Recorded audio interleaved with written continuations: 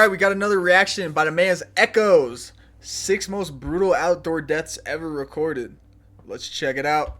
Slammed by giant paws again and again, Aaron Gibbons was locked in a hopeless fight against a starving, nearly 3-meter polar bear.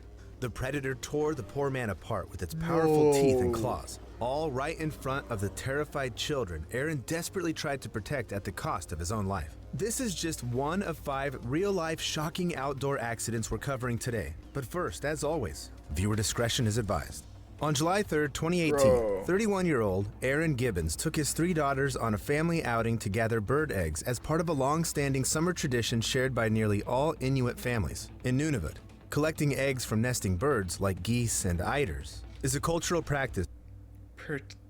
Collecting eggs from geese. Bro, what?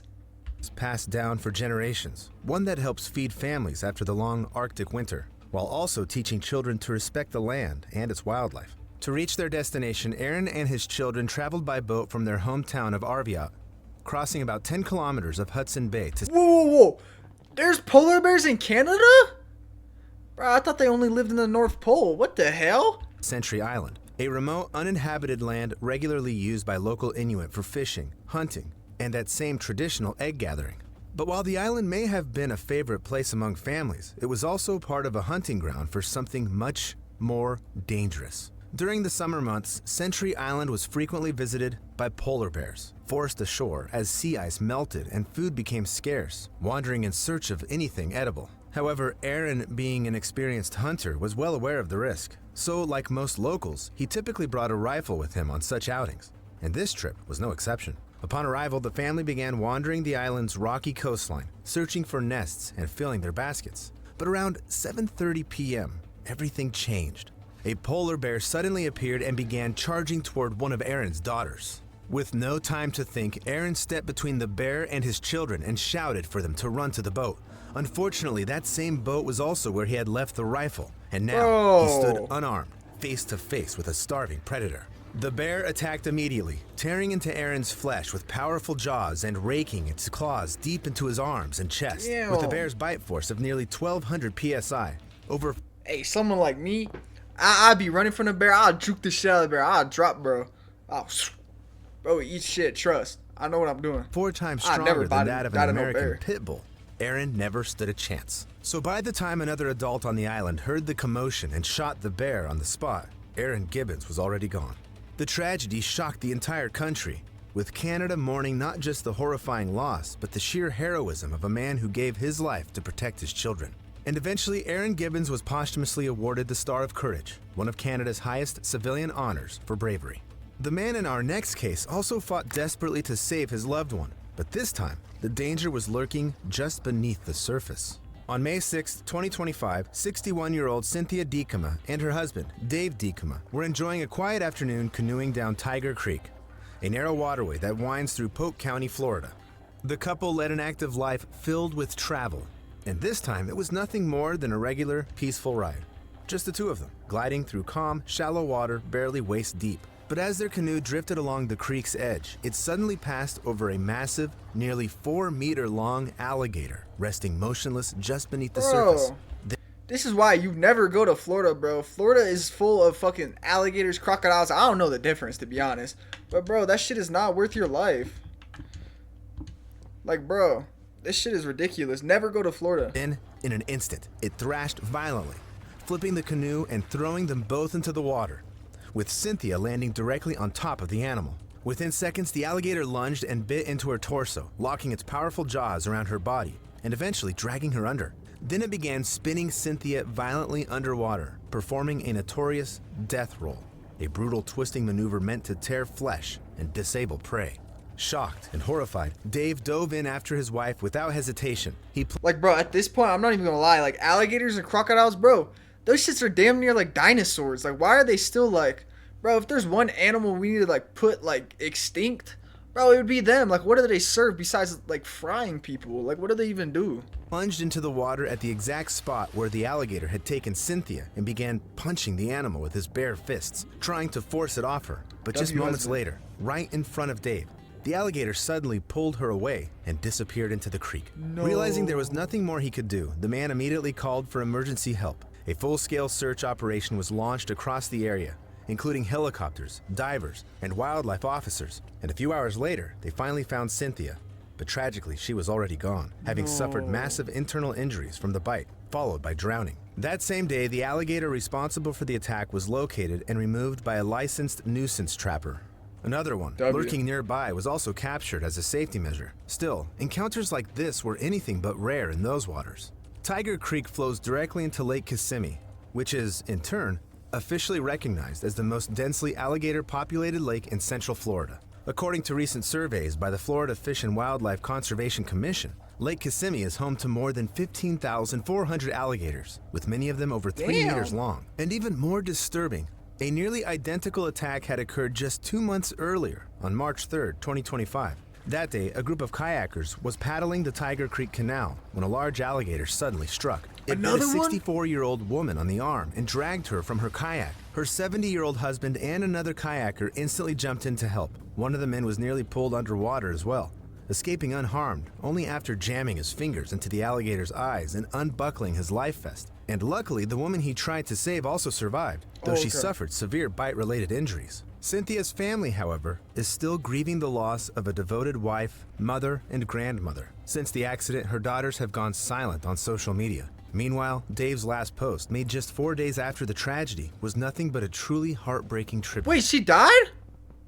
Wait, I thought it said they saved her. Or am I tripping? I don't know. Community mourns gator attack victim. Is she still alive? Bro, I'm not gonna lie, after seeing this, if you live in Florida, never go to the, what was it, Tiger Creek, bro? Our never hearts go are there. shattered. My beautiful angel has flown home to be with her Savior. Please keep our families in your prayers. It's hard to imagine what Dave must have felt in those final moments, watching his wife die right in front of him and being powerless to stop it. And in our next case was no less horrifying, only this time it happened nearly in front of the whole world.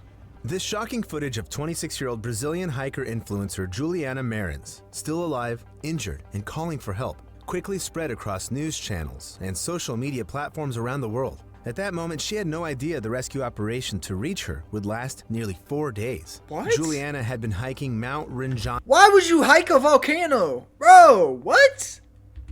Indonesia's second highest volcano, which rises to 3,726 meters, with a small group of fellow travelers and a local guide, Ali Mustafa. It was a route she dreamed of for years, known for its breathtaking crater rim views and grueling technical terrain. On June 21st, at around 6:30 a.m., the group began their final push toward the summit. But just minutes into the ascent, Juliana asked the guide to stop and take a short rest. Mustafa advised her to pause and wait while the rest of the group continued just a few steps ahead. However, less than 3 minutes later, he turned back to check on her, only to hear her screams for help echoing from far below the ridge. It turned out that Juliana had slipped while navigating a slick, narrow section of the crater trail. The volcanic sand beneath her boots gave way, and in seconds, she plummeted nearly 300 meters down the steep cliffside. Somehow, she survived, landing on a rocky ledge still visible from the trail above. Rescuers were dispatched immediately, including over 50 members from Indonesia's National Search and Rescue Agency, Basarnas. But the terrain was nearly impossible to navigate. The ledge where Juliana landed was steep, exposed, and surrounded by loose rock. And to make matters worse, weather conditions quickly deteriorated, with thick fog and wind forcing multiple rescue teams to retreat. At that point, it was already clear this rescue would take much longer than anyone hoped. However, the worst happened nearly 2 days after the fall. On June 23rd, Juliana suddenly fell again. Before rescuers could reach her, her weakened body lost grip on the unstable ledge, and she tumbled much farther down the volcano's face. This time she fell an additional 300 meters, coming to rest nearly 600 meters below the original trail, and now completely out of sight. Eventually, a thermal drone was able to locate her the very next day, on June 24th. Rescue teams and local guides began a dangerous descent and finally managed to retrieve Juliana. But by then, it was, unfortunately, too late. Juliana had already died from massive internal injuries, later confirmed to have been caused by blunt force trauma during the very first fall. This chilling accident sparked widespread outrage across Brazil and beyond, as the rescue operation had lasted a shocking 3 days and eventually ended in tragedy. Juliana's grieving family became the loudest voice, calling out alleged negligence. They accused both the guide and Indonesian authorities of failing to act in time, stating publicly that Juliana had been left alone not for 3 minutes, but for nearly an entire night. On an Instagram account dedicated to justice for Juliana, her family wrote, "Juliana suffered great negligence on the part of the rescue team. If the team had reached her within the estimated time of 7 hours, Juliana would still be alive. Now, All right, bro. I get you're grieving your daughter, but bro, blaming the rescue team or like the guide, bro, like obviously they didn't intend for none of this to happen. Like, bro, this is just weird behavior. Like, bro, I like, bro, R.I.P. Juliana, like, but bro, her parents, bro, this is not the way to go about it. Like, they're being weird. Going to seek justice for her because that is what she deserves." The family also claims Juliana was left stranded without any food, water, or thermal protection during the days she remained alive on the cliff. They couldn't And get what to makes her. this accident even more horrifying is that Mount Rinjani is considered one of Southeast Asia's most popular trekking destinations, drawing nearly 65,000 hikers every year. Yet, as this tragedy revealed, there had never been reliable emergency infrastructure in place for accidents like that. And while Juliana's family continues to seek justice, the next terrifying story on our list also took place along a scenic hiking trail. Only this time, the danger came from a charging brown bear. What? On the afternoon of July 9th, 2024, an emergency dispatcher in Romania answered a horrifying The bears live in Romania? What, bro? I did not know that. I thought bears only lived in like Colorado, where like Yugi the bear was. What the? 112 call. On the other end of Not the line noticed. was a young woman, screaming, breathless, and desperate. The bear is coming closer and closer. It's here. It's here. That voice belonged to 19-year-old Maria Diana, who had been hiking with her boyfriend along the Jepimiș Trail in Romania's Bucegi Mountains when a brown bear suddenly appeared on the narrow path ahead of them and began approaching. At that very moment, both Maria and her boyfriend were still on the line with the dispatcher, and with the bear just a few steps away, Maria suddenly panicked and started to run. That decision ultimately sealed her fate. In an instant, the bear lunged, grabbing Maria by the leg and dragging her off the trail into the brush. Her screams, still audible through the emergency call, were suddenly cut off. Moments later, the bear seized Maria's unconscious body and pulled her over the edge of a 120-meter cliff. Her boyfriend, frozen in shock, could only desperately scream for help and What? watch in horror as Maria fell from a nearly 40-story height. Mountain rescue teams from Salvamont Bears are smart like that. The bear, bro, the bear didn't even want to eat her. The bear literally threw her over the ledge of a cliff, bro. Hova were dispatched immediately. But what How? they found upon arrival was no less shocking. The bear was still guarding Maria's lifeless body, aggressively circling the area and preventing medics from getting close. Kill the It wasn't bear. until it attempted to charge the rescue team that it was finally shot. Maria was eventually pronounced dead at the scene, having suffered massive injuries from the bear attack and blunt force trauma from the fall. There was nothing anyone could have done by the time they reached her. And, sadly, once the bear had launched, there was nothing Maria could have done either. Brown bears are the largest predators in Romania, weighing between 160 and 385 kilograms. Damn. Despite their size, they can run at speeds of up to 60 kilometers an hour, nearly 4 times faster than the average woman. When Maria started to run, it triggered the bear's natural chase instinct, prompting it to pursue her as prey. Wildlife experts explain that in such encounters, running is the worst possible reaction. Instead, they recommend staying calm, avoiding sudden What the movements, fuck? and slowly Is that real? backing away, which is exactly what saved Maria's boyfriend, who remained still despite the full-blown panic. Following the fatal attack, the Romanian government responded by dramatically increasing the legal culling quota for brown bears, from 220 to nearly 500 for the 2024-2025 season. What does that mean? Officials defended the decision by citing public safety, despite strong protests from animal rights groups. Speaking through tears, Maria's grieving mother, in turn, urged other hikers to be more aware and never to underestimate wildlife, no matter how peaceful the trail may seem. Meanwhile, Maria's boyfriend was also left deeply traumatized. In one interview, he said he wished the bear had taken him instead, rather than watching the brutal, helpless death of the girl he truly loved. But in our final case today, the only witness to what happened wasn't a person at all, but a personal diary found deep in the wilderness. What? In early February 1982, Alaska State Troopers hiked into the Brooks Range and made a grim discovery. Inside a weathered tent, buried under snow, they found the frozen body of a man, along with a rifle, a pile of film rolls, and a 100-page, handwritten diary that would later reveal one of the most haunting survival stories ever documented. The body found belonged to 35-year-old wildlife photographer Carl McCunn. Carl had paid a bush pilot to drop him off near a remote lake by the Colleen River, far from any roads, towns, or marked trails. He planned to spend the next 5 months photographing Alaskan wildlife in total solitude. It wasn't his first expedition like this, and he was well prepared for the trip, bringing along over 600 kilograms of supplies, 500 rolls of film, and enough ammunition for hunting. What's but the film? one thing he hadn't properly arranged was how to get back out.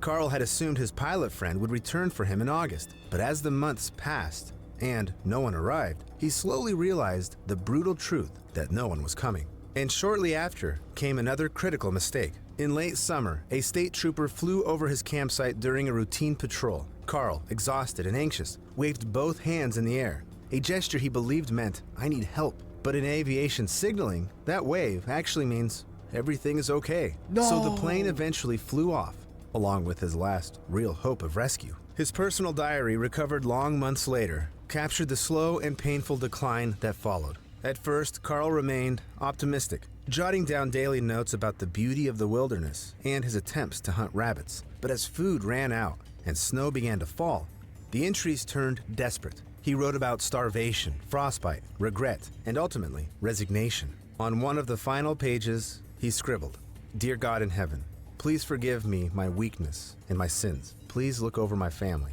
In early December 1981, after nearly 9 months alone, Carl used his rifle to make his final, irreversible decision.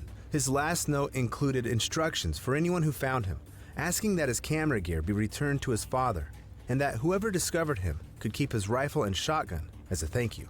To this day, Carl McCunn's diary is considered one of the most tragic and detailed wilderness accounts ever recorded. His story is now used in survival courses and outdoor safety guides around the world as a chilling reminder of how even the most experienced adventurer can become stranded with absolutely no way out. Every year, a staggering number of people are involved in outdoor-related accidents, with over 150 of them eventually ending fatally. And if you're thinking, that's barely anything, just keep in mind that this number only covers hiking-related fatalities, and only those taking place in the world's deadliest trails. With more than 260 distinct outdoor activities out there, and new trends emerging every year, the true number of tragedies is nearly impossible to track. However, one thing is certain. As outdoor adventures grow in popularity, so do the risks that come with them. And now, let me ask you, have you ever had a close call outdoors? One that still gives you Oh, bro, I chills saw when it, you even trust. think about it? Let me know in the comments. And Hey, that's gonna do it. Hey, shout out Echoes for this banger. Hey, stay safe out there. Be careful if you're traveling. Make sure you do it do all your research, you know. But hey, that's gonna be it.